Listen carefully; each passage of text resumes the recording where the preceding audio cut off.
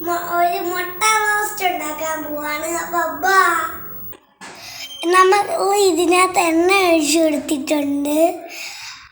അപ്പം ഈ എണ്ണ ചൂടാകുമ്പോൾ ഈ പെരുംജീരകം ഇതിനകത്തോട്ടിട്ട് കൊടുക്കാം. ഇനി നമുക്ക് ഇഞ്ചി വെളുത്തുള്ളി ഇട്ട് കൊടുക്കാം.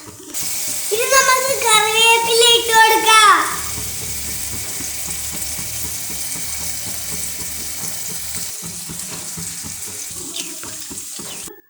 ഇനി ഇതൊന്ന് മൂത്തിട്ടുണ്ട്. ഇനി ഇതിനകത്ത് പച്ചമുളകും ഇഞ്ചി വെളുത്തുള്ളി സവാള ഇട്ട് കൊടുക്കാം. ഇതിലേക്ക് ഉപ്പിട്ട് കൊടുക്കാം. നമുക്ക് വരട്ടി കൊടുക്കാം. ഇതെല്ലാം കൂടെ ഒന്ന് മിക്സ് ആവട്ടെ. ഇനി നമുക്കിതൊന്ന് അടച്ചു വെക്കാം. ഇനി നമുക്ക് ഇതിനകത്ത് പൊടികൾ ഇട്ട് കൊടുക്കാം. മഞ്ഞപ്പൊടി, മല്ലിപ്പൊടി, മുളക് പൊടി, ബിരിയാണി മസാല.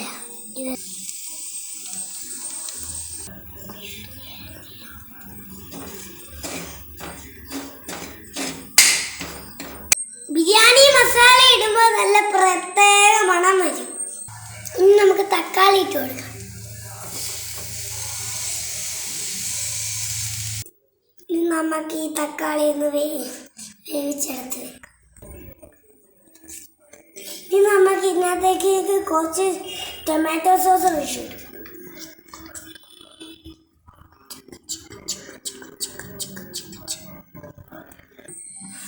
കുറച്ച് ഗരം മസാല ഇട്ട് കൊടുക്കാം. ഇനി നമുക്ക് ഇതിനകത്ത് മുട്ട ഓരോന്ന് ഇട്ട് കൊടുക്കാം.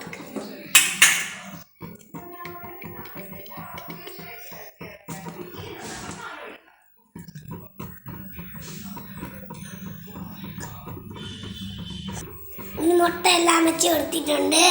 ഇനി നമുക്ക് ലാസ്റ്റ് ഇതിനകത്ത് നമുക്ക് മല്ലിയില ഇട്ട് കൊടുക്കാം.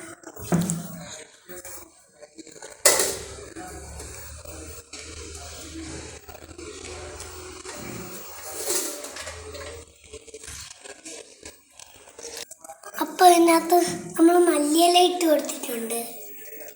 ഇനി നമ്മുടെ ഐറ്റം റെഡി ആയിട്ടുണ്ട്.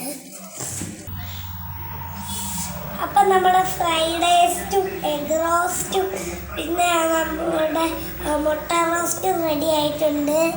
ഇതിനെ ഇപ്പം മൊത്തം കഴിക്കാൻ പോവാണ്.